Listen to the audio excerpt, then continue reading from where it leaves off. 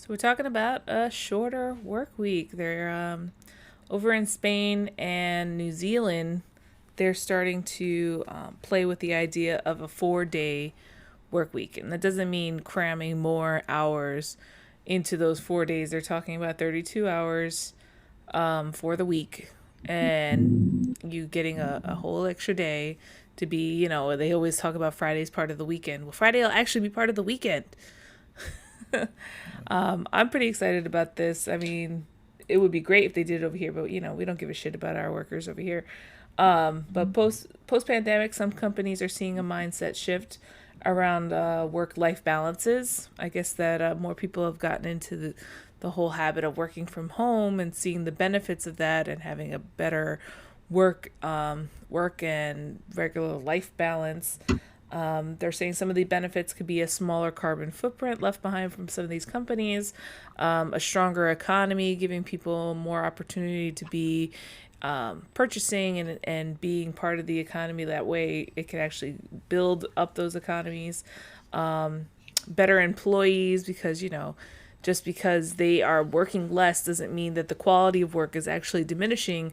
They're saying that it looks like it actually improves with less work because you are making significant strides at work while you're there instead of just filling the time trying to do stuff. There's lower unemployment. They're saying could be one of the benefits as well. Improved well-being, people being happy that they're not at work. That goes obviously right. More equality between men and women because you're not just looking.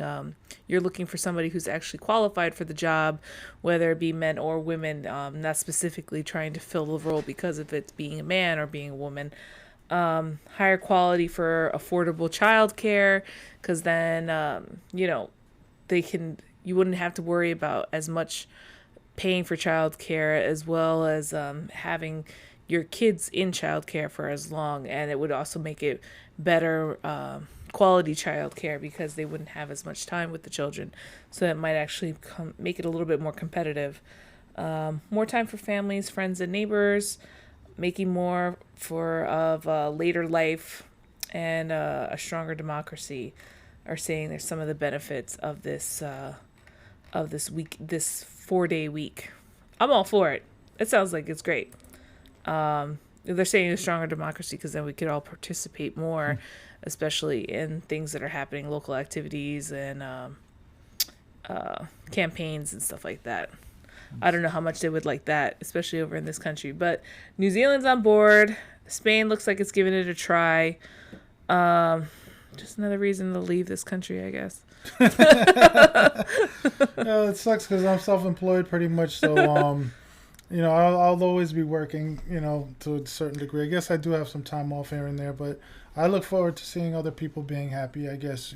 Well, even if you're self-employed and you're directly working with companies, Yeah. knowing that they're only going to be available for 4 days would obviously give you a little bit more time. But there might be there'll be shifts in certain things. Like if I'm working for one company and then another company, one company might work on the weekends, while the other one, you know what I mean, might not. So just because it's 4 days doesn't necessarily mean, at least for my sake. I mean, I'm grateful for those people that are actually able to do that because I believe it'll be a good thing health wise and help with family and their children's education if the parents could be home more often to help the kids.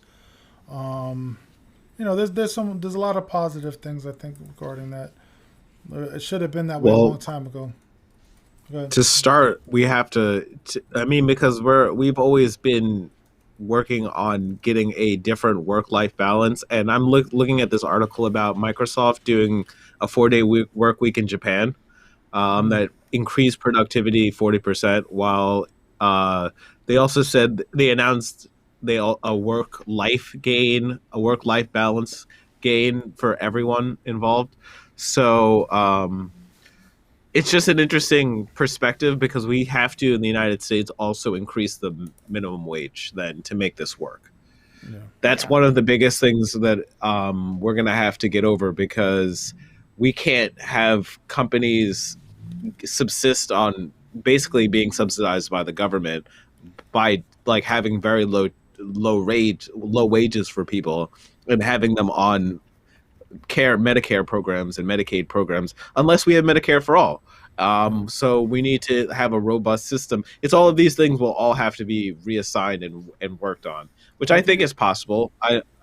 Is this still 40-hour work weeks though? Is like are they doing it 4 days at 40 hours, or is it 5 No, it's days at gonna be 40? it's gonna be less hours, So they're taking an extra 8 hours off but or so. it's still gonna be the same amount of pay No, that they're gonna be doing. I guess a lot of it, especially like if your salary wouldn't really affect you, but like hourly employment, I there's hope probably so, man. not as Because much hourly employment, more of a salary employment yeah, when it would move to. that'd be good. My thing though is I could see the greedy ass people in this country.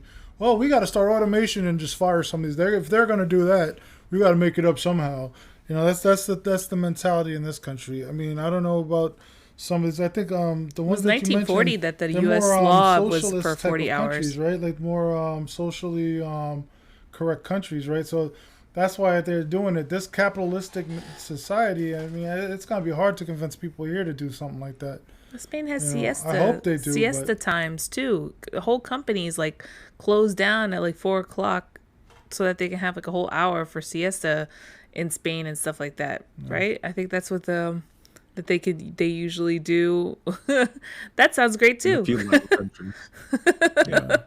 yeah, yeah, that would be nice, man. I hope we can adopt that, but like I said, with every other comment that we've talked about today, this country needs a lot more education and learning in regards to being respectful for others and not pen, you know penny penny wise and pound foolish. They're not being penny wise and pound foolish. They're looking at every little penny and trying to do whatever they can to maximize every little penny, Well, they're and they're not saying looking at the there was a big couple picture of articles like I what they was could do reading that to. said that they're actually pushing more towards work from home jobs are coming out more and more post pandemic. Now the companies are seeing the benefits of letting their people stay at home instead of coming into work. So, I mean, if anything positive at least comes out of that, more people can start working from home, or at least having that as an option when you're job searching for jobs that you can work from home. So that's positive too. They're trying to